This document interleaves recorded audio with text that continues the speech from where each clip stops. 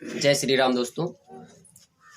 आज मैं फिर से आपके सामने हाजिर हुआ हूँ एक नए वीडियो के साथ। ठीक है, तो आज हम सीखेंगे बेसिक मैथ में संख्याओं के बारे में, जैसे सम संख्या क्या होती है, विषम संख्या क्या होती है, भाज्य संख्या क्या होती है, अभाज्य संख्या क्या होती है। ठीक है, तो बिना देरी के शुरू करते हैं वीडियो को। सबसे पहले हम सीखने जा रहे हैं सम संख्या। ठीक है, देखो सम संख्या, देखो तो बहुत ही आसान है सम संख्या को पहचानना। कई सारी बुक में लिखा होता है कि ऐसी कोई भी संख्या जो 2 से विभाजित हो जाती है उसे हम सम संख्या कहते हैं, लेकिन मैं इस परिभाषा को न लेते हुए आज आप लोगों को नई एक परिभाषा दूंगा। देखो कि जिस संख्या के इकाई का अंक, जिस संख्या के इकाई का अंक 0, 2, 4, 6, 8, ठीक है, में से कोई भी हो तो वह संख्या सम संख्या कहलाती है। ठीक है, एग्जाम्पल देखते हैं। जैसे लिख दिया 34, ठीक है, 34। तो अब देखो यहाँ इकाई का अंक क्या है, 4। हमको सिर्फ यही देखना है कि लास्ट का अंक जो अंतिम अंक होगा किसी भी संख्या का, चाहे जितनी बड़ी संख्या हो, 0, 2, 4, 6, 8, इनमें से अगर कोई भी अंक आता है तो वो सदैव संख्या सम संख्या ही कहलाएगी। यहाँ देखो 4 आ गया तो ये सम संख्या है। 3, 7, 8, 2, इसमें देखो लास्ट में 2 आ गया तो ये भी सम संख्या है।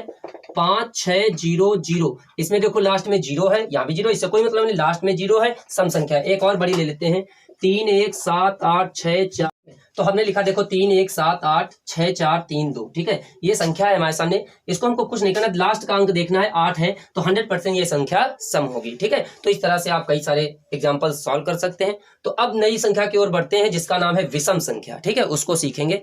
ठीक, देखो हम नई संख्या सीखेंगे विषम संख्या। इसमें भी बहुत आसान है। ठीक, देखो कई सारी बुक्स में लिखा होता है कि ऐसी कोई भी संख्या जो 2 से विभाजित नहीं होती है वो विषम संख्या होता है। लिखा सही होता है, हम नहीं कहते हैं गलत लिखा होता है, बिल्कुल सही लिखा होता है, लेकिन उसमें होता यह है कि बच्चों को थोड़ा दिक्कत का सामना करना पड़ता है। क्यों? क्योंकि बच्चे जब संख्या को देखते हैं तो पहले उसको 2 से डिवाइड करने की कोशिश करते हैं, फिर देखते हैं कि ये 2 से कट रही कि नहीं कट रही। अगर नहीं कटती तब वो लिखते हैं कि विषम संख्या है। ठीक है, लेकिन हम उस तरीके से न जा करके हम देखेंगे, बिल्कुल आसान तरीके से सीखेंगे। तो देखो जिस संख्या के इकाई का अंक 1,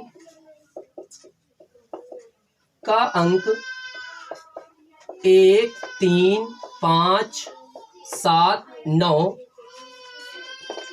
में से कोई भी हो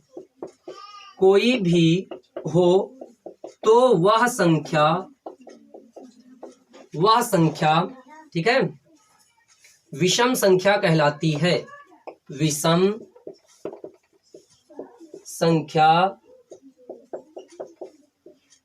कहलाती है। ठीक है, एग्जाम्पल देखते हैं। हमने लिख दिया 321, तो देखो यहाँ पर अंतिम अंक क्या है, इकाई का अंक 1 है, तो ये 100% विषम संख्या होगी। अभी हम कई बच्चों से पूछे तो वो कहेंगे पहले इसमें भाग कराओ, अगर बुक के हिसाब से चले तो पहले वो भाग कराएंगे तब देखेंगे, लेकिन हमको ये नहीं, सिर्फ यहाँ देखना है लास्ट में 1 है तो ये विषम हो गई। आगे देखो 5, 7, 8, 3, लास्ट में देखो 3 आ गया, ये 100% विषम हो गई। फिर देखो 3, 9, 4, 7, देखो लास्ट में 7 आ गया, विषम हो गई। 5, 6, 5, 4, 5, देखो लास्ट में 5 आ गया, विषम हो गई। ठीक है, तो बस इस प्रकार से कोई भी संख्या जिसका अंतिम अंक या इकाई का अंक 1, 3, 5, 7, 9 इनमें से कोई भी हो तो वो 100% संख्या विषम संख्या होगी। ठीक है, तो बढ़ते हैं नेक्स्ट की ओर जिसको कहते हैं भाज्य संख्या। अब देखो हम नई संख्या अब सीखेंगे जिसको कहते हैं भाज्य संख्या। ठीक है, तो इसके बारे में भी जानेंगे, बहुत आसान है। देखो जो संख्या 1 से, स्वयं से तथा अन्य किसी दूसरी संख्या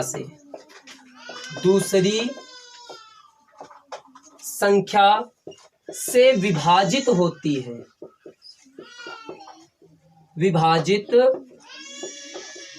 होती है वह संख्या भाज्य संख्या कहलाती है। भाज्य